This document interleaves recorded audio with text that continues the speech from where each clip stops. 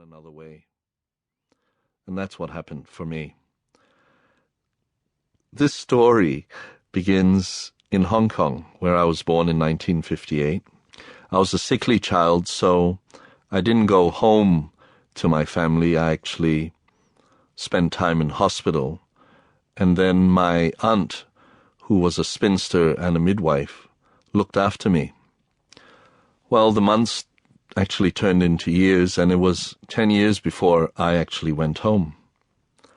So those first 10 years, I lived with my auntie, although I did spend time with my family on birthdays and special occasions. So a lot of my time was spent in isolation and alone. Unfortunately, my auntie also had an undiagnosed mental health condition. And as a consequence, if I so much as sneezed, she'd inject me with antibiotics.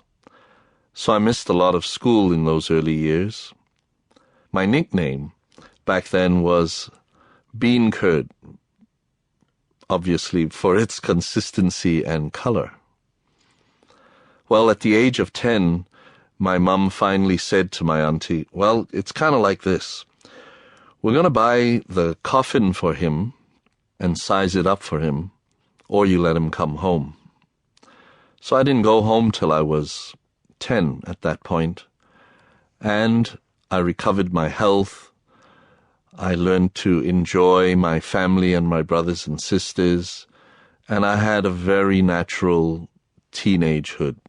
I went back to school, and I discovered sex, drugs, rock and roll. I'm sure you're familiar with some part of that. But in those early years, those first 10 years of aloneness and isolation, I also discovered that I had a friend. And because I didn't have any friends in those days, because I didn't go to school and I was alone in that apartment, when I did get out of that apartment, there was a school across from that apartment, and I would go and sit in there in quiet when nobody was there. And that's where I met my friend Jesus. Not the guy who is strung up on the cross, who died for our sins, but a friend, an unconditional big brother who just listened without judgment to me. And it wasn't until later on in my life that I realized that that friendship, those moments of peace, were the foundation for this journey that I undertook much later in life. So I was home in Hong Kong, and I finished school, and I migrated to Australia, and life went on. I was a nightclub manager, and the life of sex, drugs, and rock and roll was certainly attractive and paying off for me, so it seemed. And then in 1984, I met Nouk. And that was really when the journey of self-discovery, the journey of the development of trust began.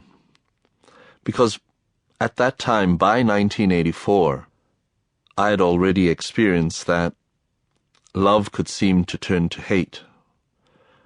I had already experienced relationships that began so lovingly and yet ended so hatefully. And I questioned how this could be possible. And there was a deep stirring within me from those childhood memories that told me love is real. If love is real, then how could I be experiencing all of this pain, all of this suffering, all of this isolation, all of this fear?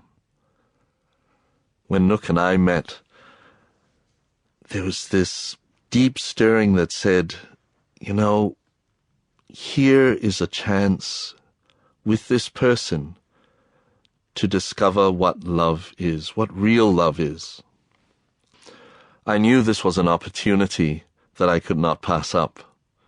And so our friendship eventually evolved through our courtship stages into a fully fledged romance. And one night, To keep listening to this audiobook, I've left you a link in the description so you can do it at no cost thanks to Audible's 30-day free trial.